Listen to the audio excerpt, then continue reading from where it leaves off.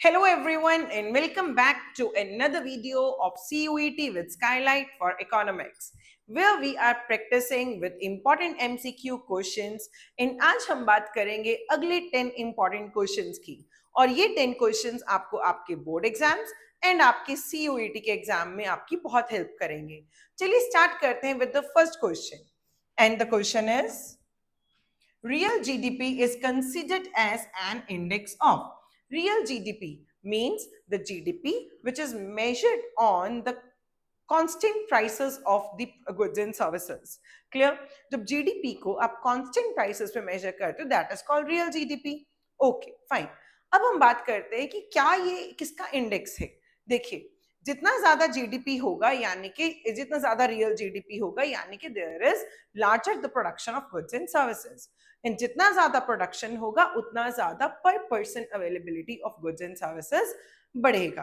Right तो जितना ज्यादा लोगों के पास अवेलेबिलिटी होगी जितना ज्यादा फ्लो होगा दैट इज यानी कि उतना ज्यादा लोगों का वेलफेयर होगा। क्लियर? तो देखिए real GDP is considered as an index of price level in the economy. No. Profit maximization? No. Welfare of the people? Right. None of these? No. The right answer is C option. Next question.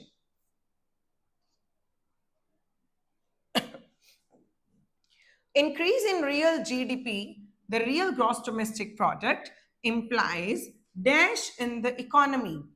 Increase in the level of income? No.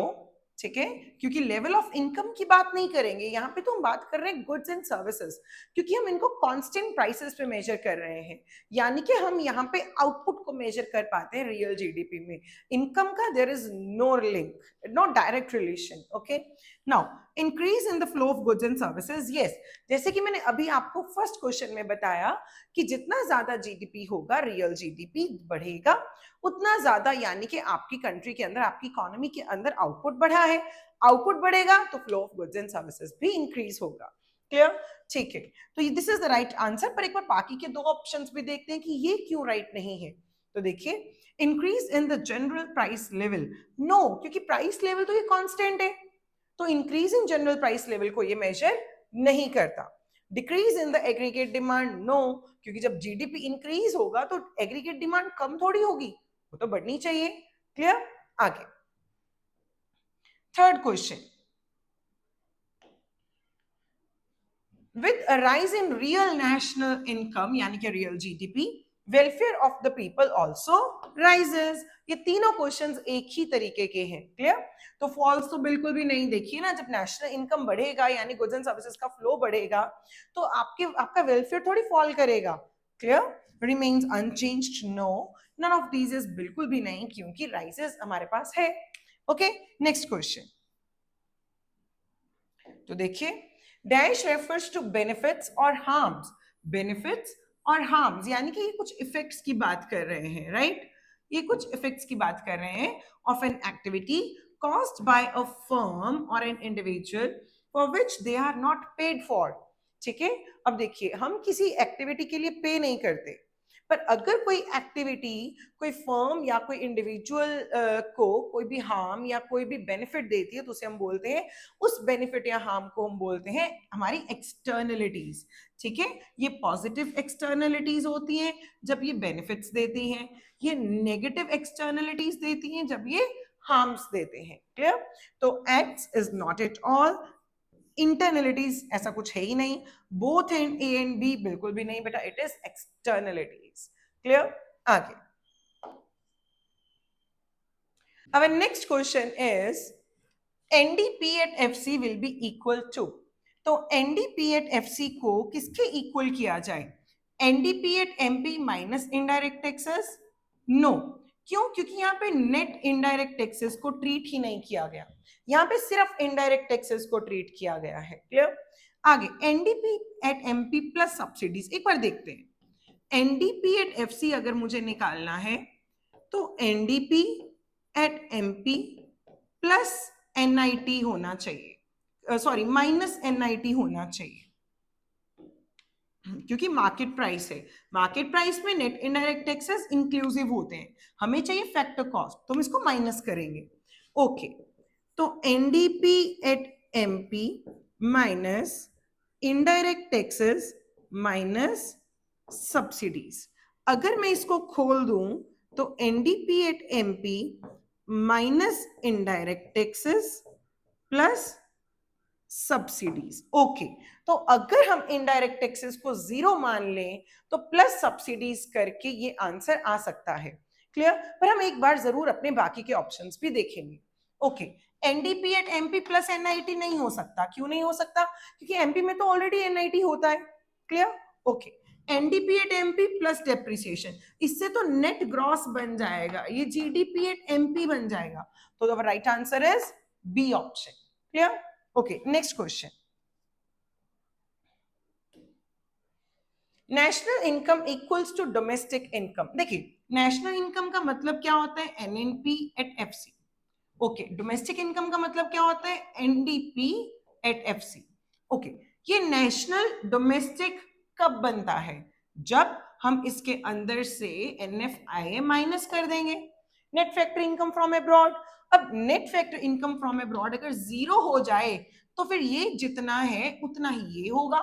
Clear? तो इसका simple answer is C option, that is NFIA is zero. Clear? Okay, next question. When nominal gross GDP is rupees 840 crores, ठीक है, हमारे पास nominal GDP कितना है? 840 crores and price index is 120. Price index is 120. The real GDP will be, तो real GDP कितना होगा? देखिए, real GDP is equals to 840 upon 120 into 100. Clear? This is 1, this is 70, and the answer is rupees 700 crores. A option. Clear? Next question. Which of the following statements is incorrect? तो GDP at market price equals to GDP at factor cost plus NIT। देखते हैं एक बार। तो अगर मुझे GDP at MP चाहिए तो ये बोल रहे हैं कि GDP at FC में NIT प्लस किया जाए। बिल्कुल सही है, ये तो ट्रू है। बिल्कुल बिल्कुल, जब हम MP पे जाना है तो FC में NIT प्लस करेंगे तो MP में कन्वर्ट हो जाएगा। तो ये तो ठीक है, तो ये हमारा आंसर नहीं होगा। Okay, B option. NNP at market price equals to NNP at factor cost? No, बिल्कुल भी नहीं। क्यों? क्योंकि NNP at market price के अंदर NIT इंक्लूसिव होता है और फैक्टर कॉस्ट में NIT एक्सक्लूसिव होता है। एक बार बाकी के ऑप्शंस भी देखते हैं। GNP at market price equals to GNP at market price equals to GDP at market price plus net factor income from abroad. यानी कि जब डोमेस्टिक में हम NFIA ऐड करेंगे तो वो नेशनल बन जाएगा। ये भी बिल्कुल ट्रू है। Okay, net national product at factor cost is equals to national income. बिल्कुल सही। NNP एट FC को हम नेशनल इनकम ही बोलते हैं। क्लियर? तो यानी कि our answer is B option. Clear? वैसे पहले से क्लियर था, पर क्योंकि मैं चाहती थी कि आपको सारे ऑप्शंस एक बार देखने को मिले तो मैंने सारे ऑप्शंस को पहले क्लियर किया, फिर सही आंसर मार्क किया। Okay, our next question. The second last question, that is, foreign embassies, it is embassies in India are a part of India's. मान लो अगर इंडिया में हमारी रशियन एम्बेसी है इंडिया में, तो फॉरेन एम्बेसीज इन इंडिया, तो वो किसका पार्ट हुआ इंडिया का? देखो, इकोनॉमिक टेरिटरी का पार्ट बिल्कुल नहीं है, वो सिर्फ हमारी ज्योग्राफिकल टेरिटरी है, वो ज्योग्राफी के अंदर है, पर वो हमारी इकोनॉमिक यानी डोमेस्टिक टेरिटरी में इंक्लूड नहीं होगा। तो the right answer is B option. Clear? Okay, the last question. Dash refers to cycle of generation of income in the production process, its distribution among the factors of production, and finally its circulation from household to firms in the form of consumption expenditure produced by them. तो ये क्या है? इसे हम बोलते हैं circular flow of income. ये 3 stages होते हैं, इसके अंदर 3 फेजेस होते हैं।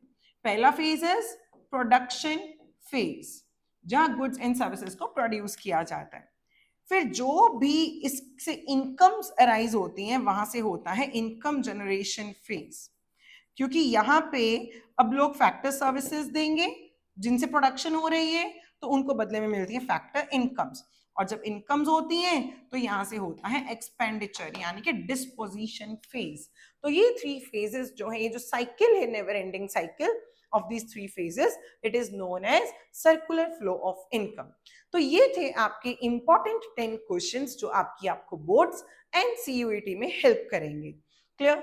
अब ऐसे ही क्वेश्चंस अगर आपको और प्रैक्टिस करने हो तो मैं डिस्क्रिप्शन बॉक्स में अटैच करूंगी अपनी वेबसाइट का लिंक, जहां पे आपको बहुत सारे क्वेश्चंस ऐसे ही प्रैक्टिस करने के लिए मिल सकते हैं। तो kindly visit the description box. And अगर आपको ये वीडियो अच्छी लगी तो kindly like and share this video, and also please subscribe this channel. Thank you.